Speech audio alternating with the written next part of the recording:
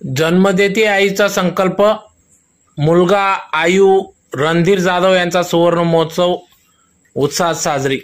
याबाबत वृत्त असे की धुळे व नंदुरबार जिल्हा पोलीस सोसायटी मुख्य लिपिक रणधीर खंडू जाधव यांची 50 वर्षे वय पूर्ण झाल्याने या ठिकाणी अभिष्ट चिंतन सोहळा सुवर्ण महोत्सव सोहळा अतिशय उत्साहात साजरी करण्यात आला, ज्यात प्रामुख्याने जन्मदेती आईकडून मुलाचा वाढदिवस हा 50 वर्षे पूर्ण झाल्यानंतर अतिशय उत्साहात साजरी व्हावा अशी संकल्पना आईच्या मनात होती आणि ती साध्य करण्यासाठी सदर हा सुवर्ण महोत्सव पार पडला। धुळे शहरातील अशोकनगर जमनागिरी रोड मातृ आशीर्वाद प्लॉट नंबर 29 येथील रणधीर जाधव यांचा वाढदिवस अतिशय उत्साहात पार पडला। वाढदिवस साजरा करण्याआधी सुरुवातीला आज दिनांक 5 मे 2024 रोजी सायंकाळी 5:30 वाजता संपूर्ण अशोकनगर परिसरातून पंचक्रोशीतून भव्य अशी बग्गीवरून आयु रणधीर जाधव यांची भव्य अशी मिरवणूक काढण्यात आली। पारंपरिक वाद्यावर नाचत गाजत सदर मिरवणूक काढण्यात आली। त्यानंतर या ठिकाणी संगीत गीतांचा कार्यक्रम पार पडला। त्यानंतर 8 वाजता भव्य स्वरूपात वाढदिवस हा केक कापून साजरा करण्यात आला।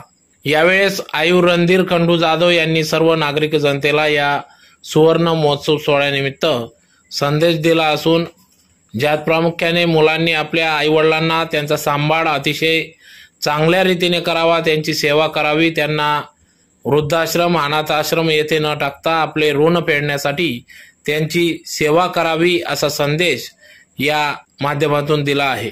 या कार्यक्रमाप्रसंगी या सुवर्ण महोत्सवासाठी श्रीमती गुंताबाई खंडू जाधव, आयुष्यमती मीनाक्षी रणधीर जाधव, आयु विश्वासराव खंडू जाधव, आयुष्यमती गीता विश्वासराव जाधव, लक्ष्मीकांत खंडू जाधव, मिलिंद कुमार खंडू जाधव, शंतनू विश्वासराव जाधव, रत्नदीप रणधीर जाधव, रत्नसागर रणधीर जाधव, निशिकांत रणधीर जाधव, प्रियंका विश्वासराव जाधव, रितिका विश्वासराव जाधव व संपूर्ण जाधव परिवाराने या कार्यक्रमासाठी अथक परिश्रम घेतले। तर या सुवर्ण महोत्सव निमित्त या ठिकाणी अनेक मान्यवर पदाधिकाऱ्यांनी, विविध सामाजिक संघटना पदाधिकाऱ्यांनी आयु रणधीर जाधव यांना त्यांच्या सुवर्ण महोत्सव प्रसंगी अभिष्ट चिंतन सोहळ्यानिमित्त या ठिकाणी त्यांच्या पुढील भावी वाटचालीस शुभेच्छा दिल्या। यावेळी मोठ्या संख्येने समाज बांधव, मित्र परिवार, आप्तेष्ट, नातलग मोठ्या संख्येने उपस्थित होते।